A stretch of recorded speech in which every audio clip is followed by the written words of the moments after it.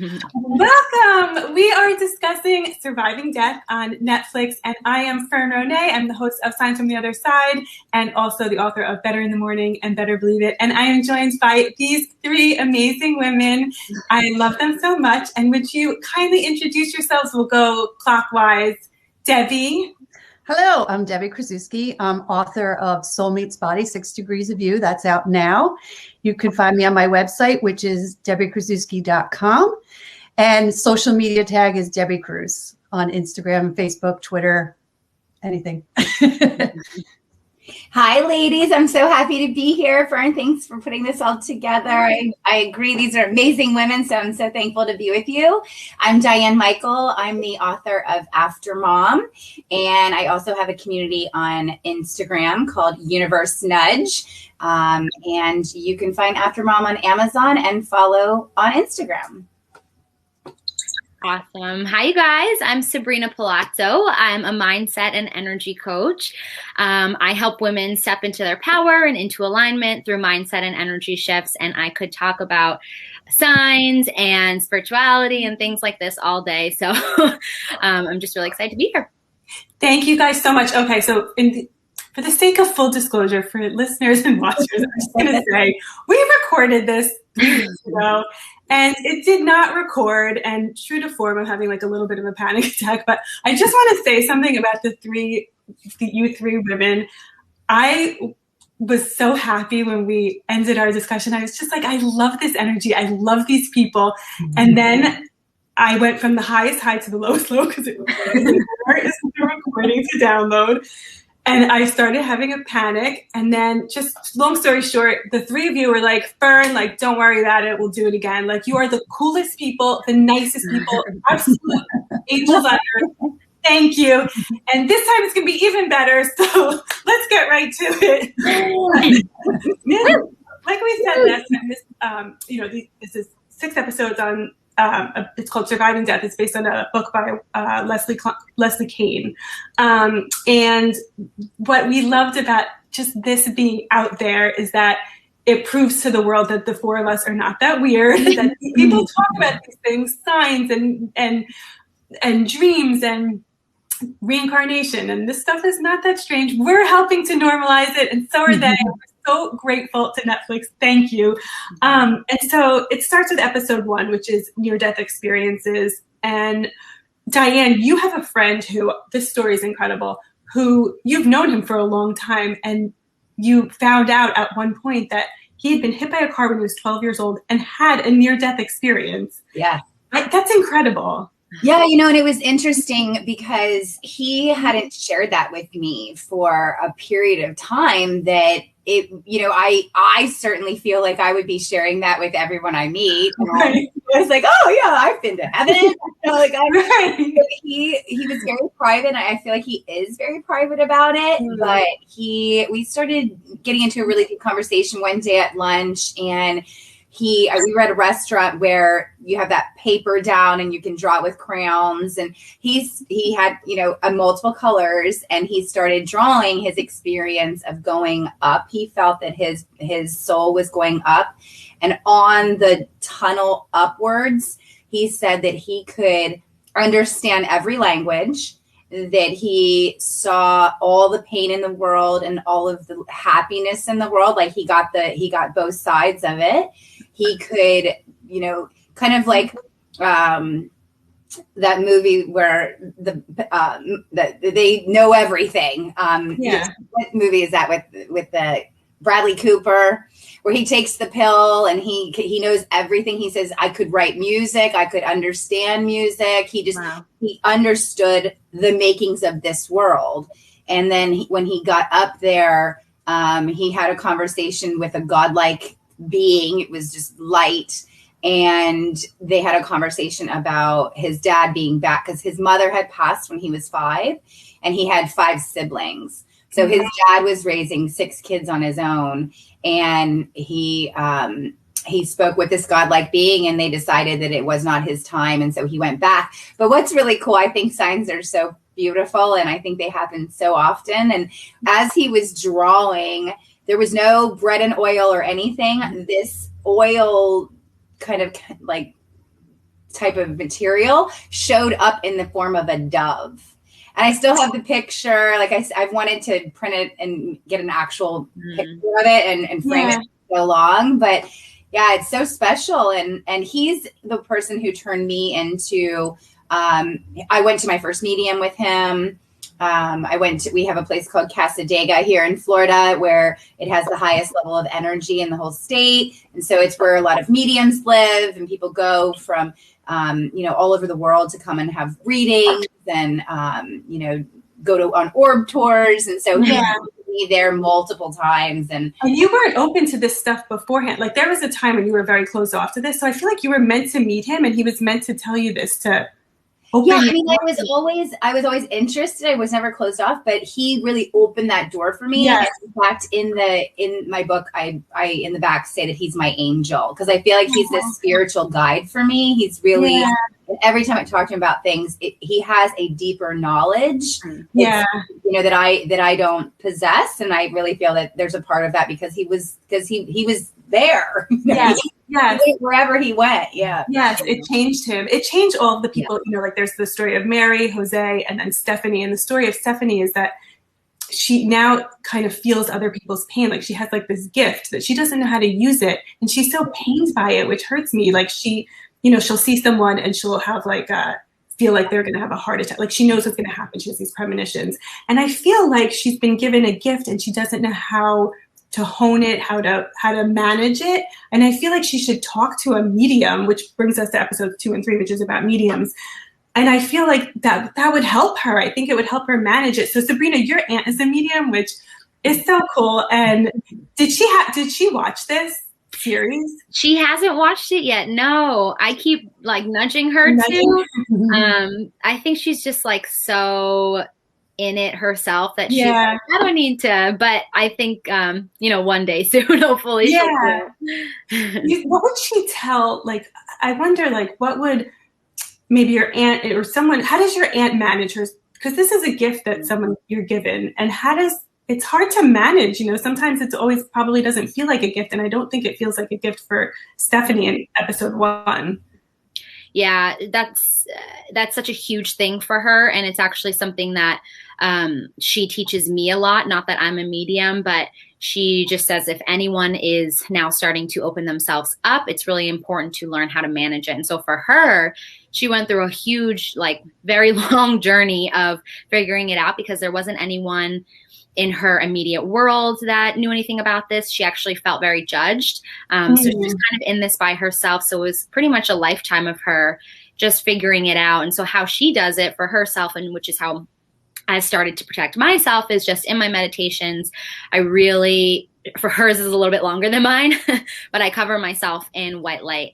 And she's very in touch with her guides and her team up there. And she communicates with them saying, please protect me, cover me in white light. And she has really become comfortable knowing what energy is good for her and what isn't. And when it isn't, I don't really know specifically what she does when she encounters lower vibrational energy, but I just know that she definitely has her wits about her more and has tools that help her. But it's tough. I definitely feel for Stephanie. Yeah, she has to talk to a professional to understand what she can do to. That's got to be such a burden to be, just walking down the street and you have this premonition of someone's life or what's going to happen. And I also felt for Mike, who we've all been there where we've received the sign, he got such a validation with the haircut. It was such a sign. And then you kind of become you want more of it. You want another sign. I can understand why he feels that way. So he's going to medium after medium after medium. But I feel like all 4 of us could tell him you don't need, it's wonderful to go to medium and there are great ones, and the ones who really know their what they've they've honed their skills, they've honed their practice, but you don't have to do that. He's here and you can talk to him directly. So Debbie, you have an amazing story. I call it Debbie's hat story, and everyone can go to Debbie's website and read it, but it's such an incredible sign. And what would you tell him about how to connect without having to go to medium after medium? Yeah, I get asked that a lot. I actually was talking with a friend of mine who owns a funeral home the other day, and he's like, he's still grieving over his father's loss. Mm. And, he's like, I'm in this every day and I get asked all the time. And I think we force signs and symbols and are like angry and like, I want to see this and I want this. And I think so much you're not looking. You're not paying attention. You're not relaxed. You're just looking too hard that it's like you're not seeing what's in front of you.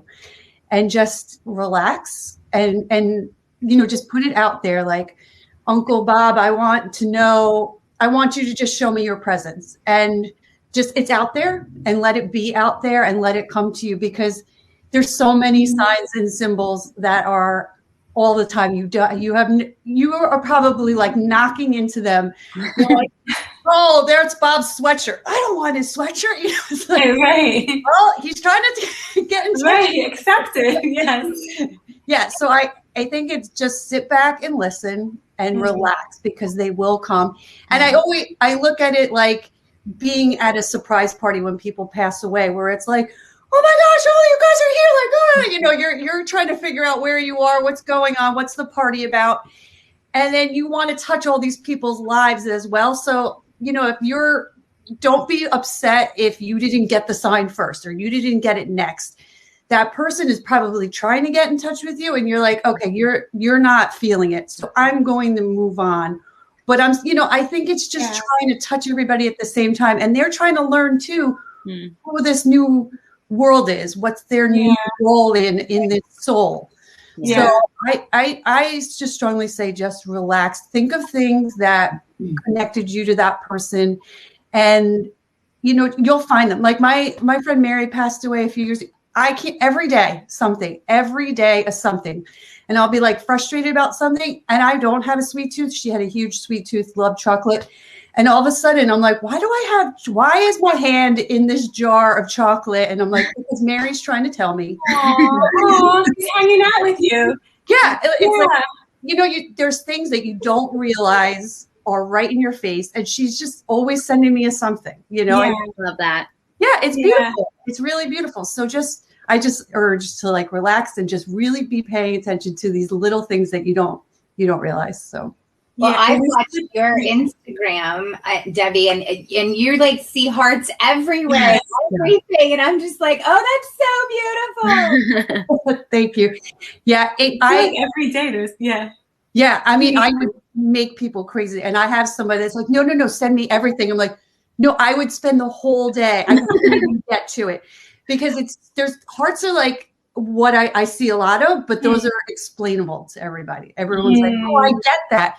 But if I could explain all the other signs and symbols that I get, it's just overwhelming, and it's not all of them are not explainable. So I'm like, yes, I could show that to people. And well, we jumped into episode 4, which is signs, which is my favorite episode. But it's interesting what you're saying, because the author Leslie Kane said that she went to a medium. She went to Laura Lynn Jackson, who told her that her brother would send her red balloons, and she was the type that like, like we can make a meaning out of anything, or like it's you want it to be that.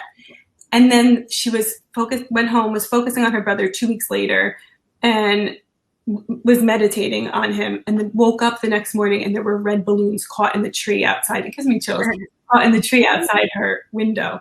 What are the chances? Like, you can tell me like whatever that she's assigning a meaning to it, and I always say signs are like falling in love. Like when like this one is different. This is not just a coincidence. Like I feel this. So I think for people who are new to this, they're probably confused in the sense that like you're telling me to ask and then forget it. Because for me, it happens when I forget it, when I'm not paying attention, and then it'll blow me over. I'm like, oh my God, like I wasn't meditating on this. It just happens in my day-to-day life when I was thinking about other things. So it's like, do you meditate on it and it'll happen? Or do you ask and then forget about it and it'll happen? What's it been for you guys? Yeah. So, it's funny because I actually have a course on this, on signs. It's called Seeking Signs. And I think when you're just starting out, like for me specifically, I meditate. And I find that helps me open my consciousness, and that allows me to talk to my dad if I want to. And it's just like a deeper space and a closer connection. So I think in my head, okay, the closer I am, then the better they'll hear, the better they'll hear. But that's not necessarily true. We communicate through our thoughts. So I think especially for someone just starting out, just finding like a place to sit and just be with yourself, even if it's for 3 minutes, and just send that thought out of what you want, whether it's specific or whether it's just to be wowed, like that. That's kind of how I started. And now I meditate deeper, but it all has to do with thoughts and sending that energy out, and not to overthink it. Yeah. That's true. Yeah. I want to take a course. Yes. Yeah, you should. I want to learn how to do that kind of meditation, because for me it's like, but to really like sit with it and have it in that moment. I mean, that's something I would love to learn from you. So I'd love to teach you. Yeah. I find message me. And I find meditating, and I think a lot of people are like this, like the thought of it is a little daunting. Like, I don't want to just sit there. I already have a million thoughts running through my head. Like, I want to learn how to sweep them out, but like sitting there makes it worse. But I think people also confuse, some meditating can be gardening. Anything that slows your breathing and slows your thinking. Like, it could be gardening, it could be crossword puzzles, right? Like, it could be anything like that. So yeah, I think that's really helpful. Do you meditate, Diane? I do. Yes. I don't think I'd be able to function if I didn't. Yes. How did you get into it? A mentor when I was 26, one of my first mentors just really got me into The Secret and What the Bleep Do We Know, and really just digesting what we have in us. And you were talking about we all have this ability to touch and reach our loved ones, and so I fortunately just had a great human in my life that encouraged me to do it, and then it's just really snowballed from there. And fortunately, it has helped me tremendously in so many different areas of life. And sometimes it is very challenging to sit there and you have your mind just going a million miles a minute, or a song won't get out of my head. And I'm like, I just want peace. I just want that time. But, but that's okay too. That's the accepting of that. And then washing it away, like, clouds just continuing to move. And, whether it's a 5 minute or, I have friends that meditate for hours, and I have not done that. The most I've ever done is 45 minutes, but I would love to do longer. I just haven't really put myself in that space. But yeah, I think that you do open, like Sabrina was saying, that you do have that opportunity to open that consciousness up and to see what comes about. And no matter what, it's just so healthy for us. The breathing and lowering the heart rate and giving time for ourselves. Yeah, exactly. I took one of your workshops, Sabrina, and I can say you're an incredible teacher. And I can say this whole journey that you've been on is so inspiring. And I think, I don't know if you knew you were such a teacher. Like, I think you discovered, like, because I remember when you were on my podcast, I was like, are you a teacher? Like, is that what you do for like your senior? Like, no. And I'm like, but you're such a good teacher. So yes, it's true. And it's beautiful to see you sharing this gift. This episode, we talked about this last time, Courtney and Stephen, particularly, where they lost their son Elijah in horrific, tragic freak accident, and only a year before this was taped, which is like yesterday. And watching them suffer and be so desperate for signs was very hard to see. I'm glad that she eventually smelled him. She got that sign. And I don't think he realized that he was meditating, but he took a moment at work one day and just thought of Elijah. And then he closed his eyes, he thought of him, he saw a door, he saw him, he felt nothing but love. And I don't know if he knows that that's what he was doing and that that's how he can reach him, but I was happy for them in that sense, but they still were looking for something else. They were looking for that sign that is so Elijah. Like, he loved science, and he had a very distinct personality, and they want that sign that that's so him. So what would you tell them? Like, Debbie, it's funny because you were saying like you get so many signs, and sometimes people say like, I want it to be specific in a way that like is this person, but like maybe on their journey of souls, and you mentioned that book, Sabrina, I think last time, did you mention? Yeah. Beautiful. That they're learning this new, that this is new to them too. And maybe like this, the energy they're giving out can only come this certain way. So like accept it. It might not be the sign you want, but it's the sign you're getting. So it's fair. Right. Yeah. The first time I ever got a smell, which was so like, wow, was from my uncle that passed away. And he's sort of the person that I really realized that we were still speaking when he passed away. And we had a conversation right before he died. And he's like, I know you know. And I'm like, I can't even look at you. He's like, I know you know. And I'm like, and you know that he was passing? Yeah, he knew he was going to die. He had the flu. Like it was like, and it was the summer. So it was like, what's wrong?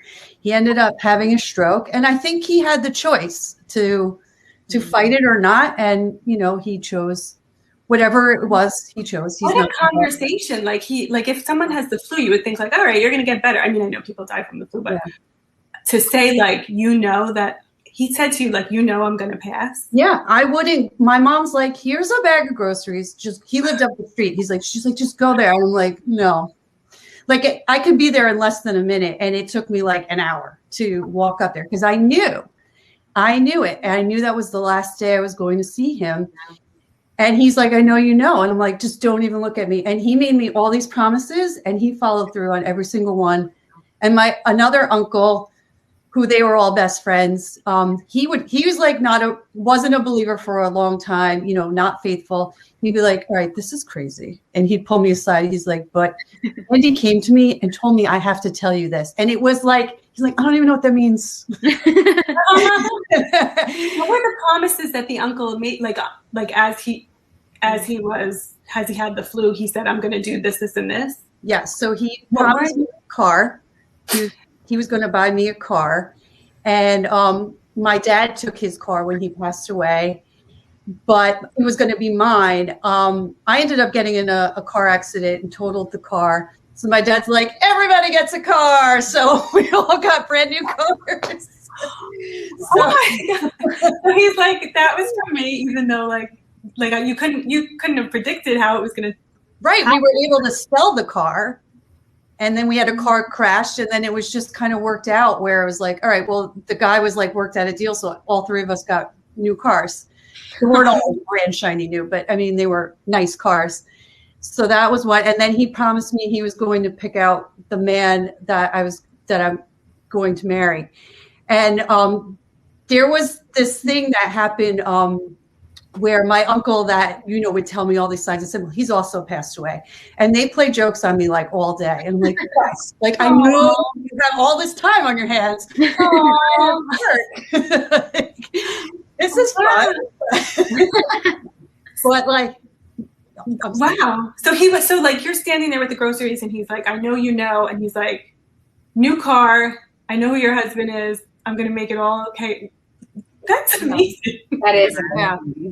So yeah, I mean, there's signs that I get, like certain men that I'm like, is it him? Is it him? Is it him? Right. Oh, now you're quiet. Oh, okay. Right. But one day I was in the shower and I realized like they were playing a joke on me with a guy that was in my life at that time, and I'm like, wait, because this gentleman said something to me, and it was something my uncle would say, and I'm like, why'd you say that? He's like, I don't know, like, leave me alone. And I'm in the shower and I'm like, you guys are playing a joke on me. And whenever I would catch my uncle when I was little playing a joke on me, he'd be like, hi. And like both of them would be like, hi. And sketched in the grout in my shower, it says hi. And you've never noticed it before, right? Never noticed it before, never. And there's also a cross in it too. So we can go on a field trip if you'd like. Yes, we will. We're all in different states and we're going to do field trip. Go on a field trip. Yeah. So do you ever? I did smell him too once. Personal, but if my uncle had said that, I would be every guy. I would be like, is this like is this Yeah. It's like, I think Yeah. I think when it's the right person and when it's not the right person, and the person you're like, I'm really going to try to make this work. Yeah. But there was guys where I'm like, there was one guy that he broke up with me. He's like, you don't like me. You're trying so hard, but you're green every time you see me. Grow up. I'd be like, really want to give this a college try, but there's nothing wrong with him. He was a nice guy. He was good looking. There was absolutely nothing wrong with him. It just wasn't him. Yeah, of course. And you learn something from everyone. So yes. Yeah. So that's kind of, weird, not easy to be like, yeah, not you. Sorry. Right. But wow. So I mean, they're sending me stuff all the time. I love it. Speaking of, sending stuff, so like the next episode is called Seeing Dead People, and I feel like, if there's signs and then there's dreams, like they can send you signs and then they can send you messages through. I think when you go to sleep at night, you speak with you can be on another plane. You can speak with your loved ones who've passed. You can speak with whoever's on the other side that you need to speak to. And when you wake up in the morning, there's a reason things you might have a different perspective as you go through the day. You might have like a gut feeling about something. It's coming from somewhere. That's what I believe. I believe that we're able to communicate on another plane when we're on another plane. Mm-hmm. And the Seeing Dead People episode was my second favorite because I felt like it's another way of communicating. And I just love that, specifically Dr. Christopher Kerr said, when he sees this happening with patients, it's not because they're in a medical delirium, which is fear-based. They're experiencing love and insight, and it's a completely different experience for the patient. So, Diane, I remember you saying that your mom's best friend passed before she passed. Yes. And your dad mentioned that she was talking to her, right? Yes. So fortunately for me, my mom knew the week that she was dying. A lot of people don't get that with the tragic moments of death. But so she certainly was talking to her grandmother and to her best friend. So they were in the room. It was a big room, and she was sitting up and having full on conversations with them. She certainly was on a lot of medication because we didn't want her in pain. But it was as real can be. Mm-hmm. And she had said to me the week prior that she was going to stop eating because she went to, take the spoon and take cereal to her mouth, and she hit her chin. And mm-hmm. she just said, this is not quality for me anymore. Mm-hmm. And I'm ready to go see, she was very much a God-loving woman, but she says, I'm ready to go see Valerie and I'm ready to see my grandmother. So she had already talked about the two people that she had in heaven. Mm-hmm. So I think that was interesting too. She's like, I'm ready to see them. And then they were the ones to come and get her. And then my father actually goes to a medium quite frequently now. He didn't at first. He was very upset with me for doing that and thought that my mom would be disappointed in me. And I'm like, no, that's not how it works. Mm-hmm. But he spoke to her and asked her who was in the room. And she said it was Valerie and her grandmother. And, and just, he asked her about the experience and she said it was very positive. And so, I saw it. And it's interesting because it for me, it was a sense, I was 19, I was almost 20, but there was a sense of uncomfortableness in a way because I was watching her have this interaction. And she was in such bliss and so happy. And for me, it was like, I think it was more uncomfortable just because I knew I was losing her, mm-hmm. But it was beautiful. And fortunately mm-hmm. I had that beautiful experience, and I know that she was in a loving space and mm-hmm. got to witness it, and I feel really blessed in that respect. I was going to ask what were the conversations? And you said that she was so happy. In those she did a lot of there wasn't like full conversations. It was more like one-off sentences and a lot of giggling and a lot of giggling. She kept going like this. And so she was driving with them and I'm like, what are you doing right now? And she's like, I'm driving. She was, making the rear view mirror, like she was adjusting it. And she just started giggling and she says, there's so many beautiful people here. Oh my goodness, there's so many beautiful people here.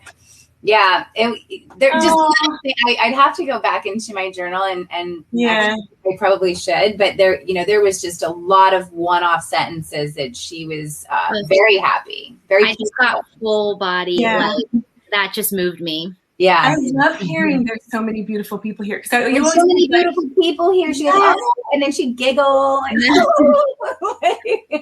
like we always think they're not at our wedding, but they think how many people have you lost? We're all here having a party. Right.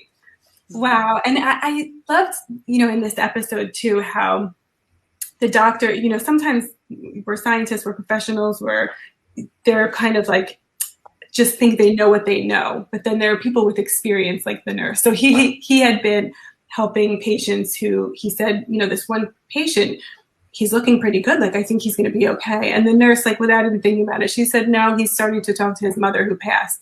And he was like, what? And she said, I've been doing this a long time. Like, the nurse knew, like, when it comes to that, it's near the end. Like, they come and get you when you're ready, which is such a beautiful and comforting thing. Mm-hmm. I love that. And then the last episode was Reincarnation, which I'm just going to say, Debbie, but how was your baptism? Because I know you're Yeah. So it was great. You used to say things when we were younger that, like, were your parents like, what are you talking about? Like, because in this episode there was Ryan and there was James. There was Ryan who was remembering being Marty, the Hollywood agent tap dancer. And there was James who was experiencing someone else who was also named James, who had been shot down in World War II. It was a pilot. And they had such different experiences. And one was so comfortable. James met his sister and Marty Ryan was not as comfortable with it. It was such different experiences. And I don't think it was the parents because both parents seemed pretty supportive, but maybe the one was like, I think we mentioned last time, like maybe pushing it more, which would be me. I would be like, you're Marty, go meet your daughter. Yeah. Go into it. And maybe like, he wasn't as comfortable. But were your parents, what did you used to say when you were a kid and how did they react? I was thinking about this morning. I'm like, I know she's going to ask that. And I'm like, God, it was the 70s. You didn't question. Right. Shut up, Right. Go watch Sesame Street or something. Right. It was just like, what? Like they probably thought you got it from somewhere. Like they wouldn't. Maybe watching TV or I don't think I was as graphic and detailed. I think I just said like insinuating things that, like, why would you say, where it might have just been so fast in a thought that it just passed over them. But no, it was never like a sit down, like, okay, we need to have a chat. Like, yeah, I don't think it was as like just loud and obnoxious as it felt inside. Oh, wow. What did it feel like? So watching that episode again, I watched it again this morning, and that Ryan is the one that was uncomfortable. Yes. And I was like, okay, you know what? Now it's bringing back a lot of memories of. And I still sometimes do this where you're in somebody else's skin and you feel invisible because you're like, nobody can see me. Like, how do you not see me? You see something else. So you kind of just don't feel like you're in this skin.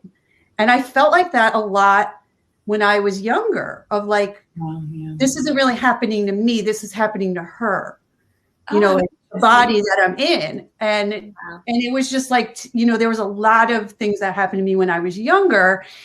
And I think it's all part of my journey. And I'm not going to like go into detail of it. But, I was tortured a lot by spirits or whatever you want to call it. Yeah. And I think that's also just part of my journey and how I have these gifts.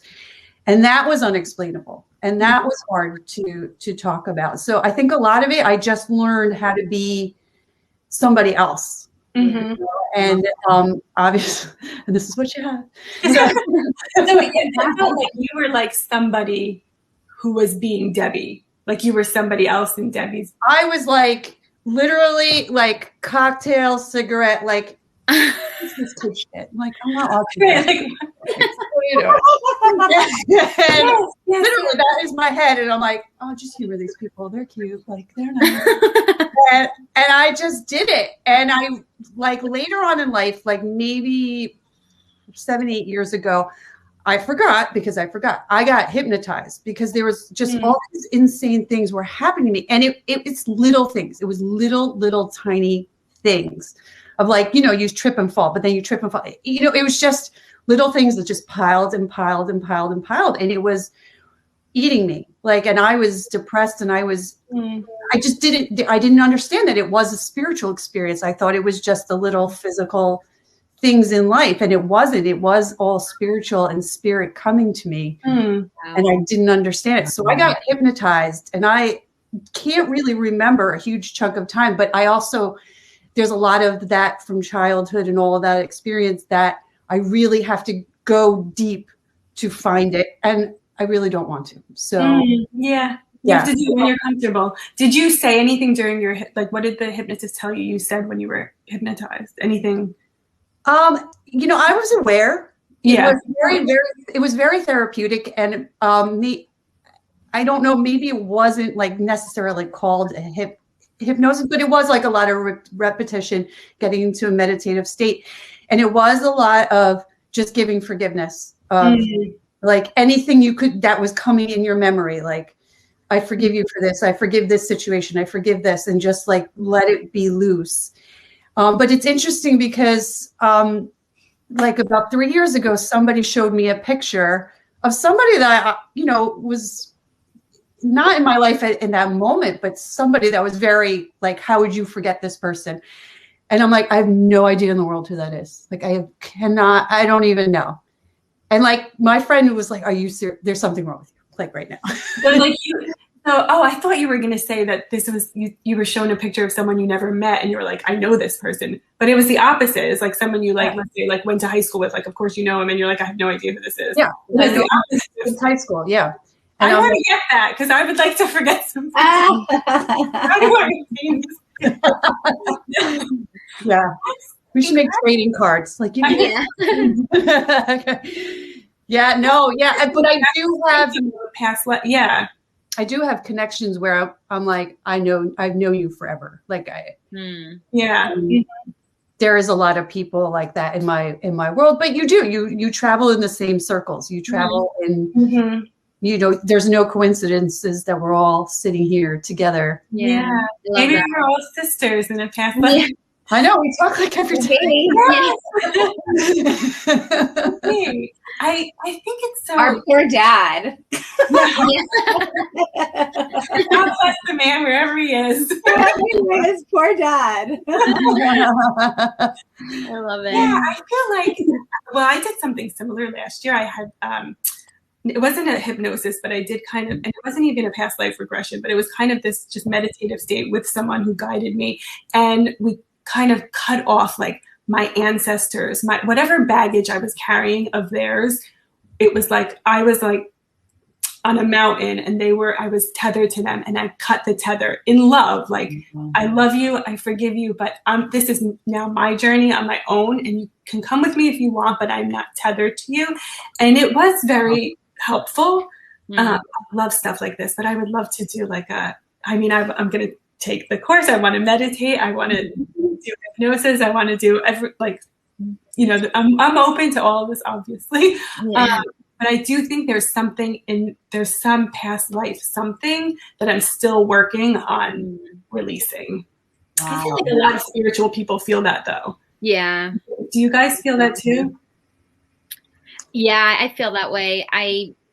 It's so funny. This is new to me, this feeling, but it's just this nagging feeling that I know it's not a part of my experience now. I just have this, like, it's just like this inner knowing that there's there's just something, and it's almost like a cloud, but I don't know if it's like a dark cloud or not, but I felt this like, I mean, I immediately reacted. I was like, yeah. Yeah. But it's really hard to explain. I just know that it's not a part of my life experience in this lifetime. I just have this like deep inner knowing that there's something else that eventually I'm going to get closer to finding out. Yes. And it's not going to be, it's like a nagging. Yes, exactly. Wow. Do you feel that, Diane? I don't. You're so lucky. That's great. I'm a little envious. I want to feel that, even though it's Well, that's I mean, I've gone to a medium and they have given me descriptions of who I previously was. This is really funny, really quick. And I was with Joey, who's the one that had the afterlife experience, and it was the first time my that grandpa's name is Joe, and I'm wearing his necklace. Joe, because today I was like, please be with me. Please let this record. Please let I need you today. So I wore it today, and his name is Joe. It says, I didn't know your friend's name was Joey. Yeah, Joey. So he takes me to the first medium, and she told me that I was in Greece, and she was just telling me different experiences of a past life when I was in Greece. And I came out. He's a hairdresser, and so he says, oh, that's amazing. 2 days later, he messages me with a Greek, like, cut, like, black bangs, like, short, and goes, come in today. We're going to make you look like a Greek goddess. Like, blonde hair and cut it to here. And, like, Greek look for, like, a year. I love it. Oh, my gosh, what are you doing? I said, we're going to embrace that life. We're going to embrace your past life. What's so interesting about you, Diane, is that so you lost your mom very, very young, and you went through a very long period of time where you didn't speak about any of this, right? Right. And then you had if you could describe your, because it's fascinating. Like I feel like I have Sabrina on the left, who you had this experience very quick. Like time doesn't matter. You were brought here very quickly. Less than a year since you lost your dad and been on this journey. Yeah. And then for you, Diane, it was a very different journey. Right. But if you could describe it.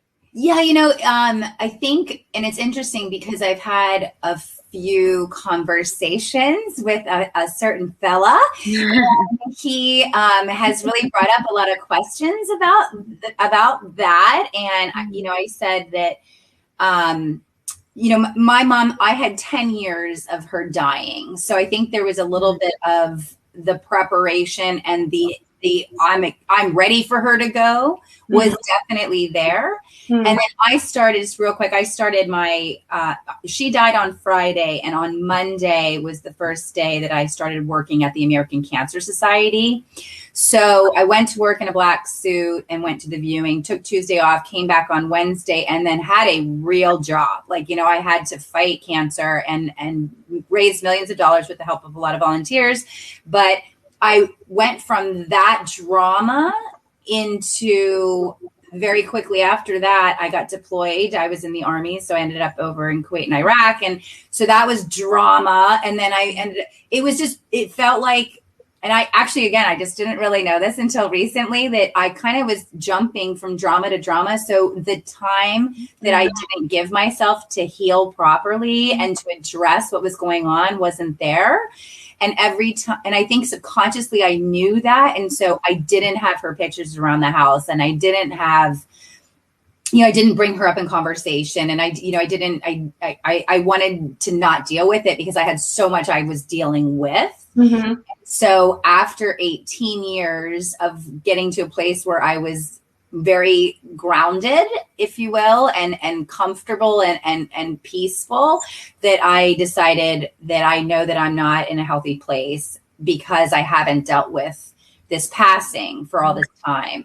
And so that's when I really started to go, okay, what can I do here? Started bringing the pictures out, started talking to her again, started talking about her more.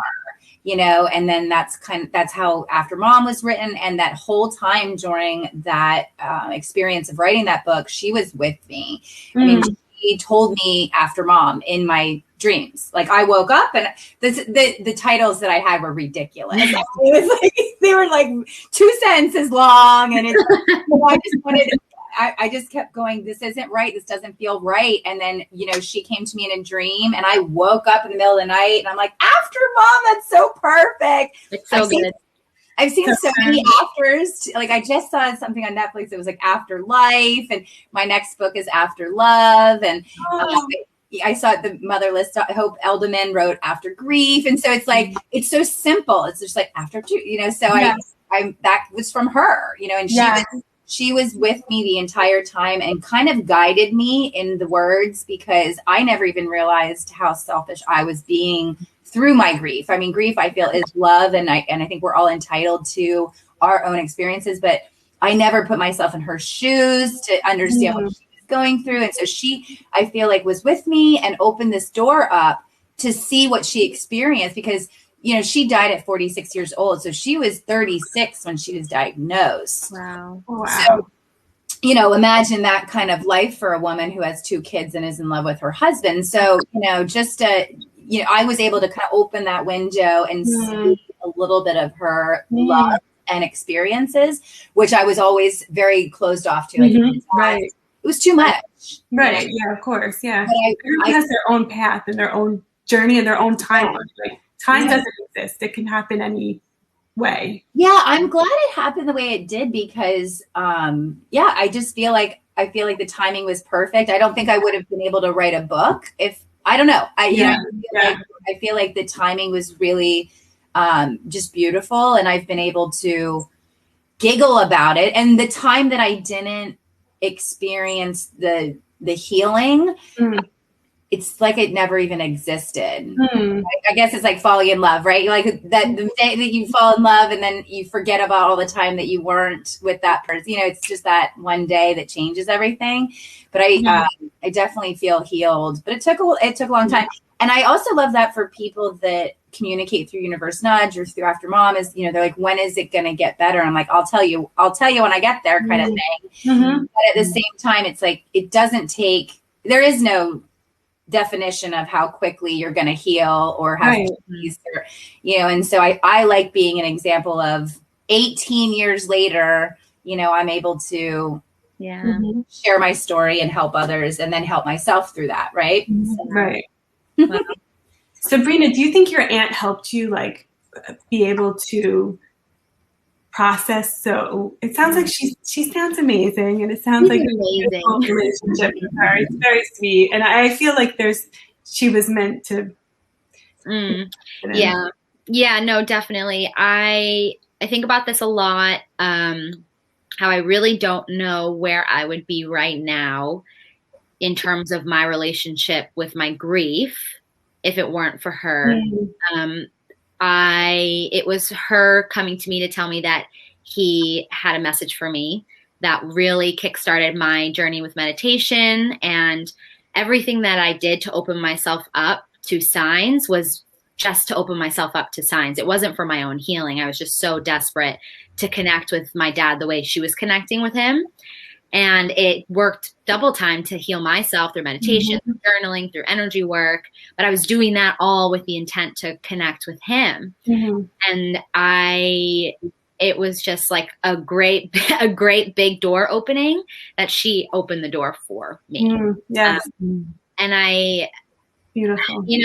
I'm just very grateful, but she's amazing. I think I might bring her on to my Instagram for like a live or something. I would love it. Yeah, that would be great. She's just like, she's a very, I went to visit her in her house. She just got a new house, and she has like all the books that I want to read, and like a bookshelf, like all these different like tarot cards, and she just like loves just life, and she's a very free spirit. But I'm very grateful for her, because I really don't know where grief would be, or if I'm sitting here with you and things like that. Yes. Isn't it amazing? We can keep talking forever, and I have to cut us off. So if you have any last thoughts, or we'll go clockwise again, any last thoughts, and then where everyone can find you. We'll start with Debbie. I'm so grateful for this, redoing this. This is amazing, and connecting with all of you. And everybody has a wonderful talent. So I just want to say that, and please take the time to learn about everybody. And there's so much there's so many avenues to connect with afterlife and with spirit, and be open to it. Just be really open and see what resonates with you. And I'm mostly signs and symbols, but I do a lot of writing based off of my experiences with spirit. And again, you can find me on my website at debbiekrzewski.com, also debbiecruz.com. All my handles are at Debbie Cruz. Perfect. And I echo that. My cheeks are like hurting a little bit just from smiling so much with you beautiful women. And, I've just, from the last one to this one, I've loved our exchanges. And I love how we're just so blessed in the time of age that we're in to be able to connect. And I think that that's an important thing to impress upon people, or to implore people to join a community and, follow podcasts and buy books from people like us, and, support one another and promote one another, because, we all have a little bit of a connection that also is expanded upon based on our own experiences. And I just think it's a beautiful thing, and I don't believe in coincidences. And so I'm just thankful again. And it's, you can find me at Universe Nudge on Instagram, and Aftermom on Amazon or Barnes & Noble. I love that. Oh, that is so good. I feel everything times 10 too. I just feel like I don't believe in coincidences. I think everything happens for a reason, specifically our last time doing this and Mercury retrograde and our technology issues.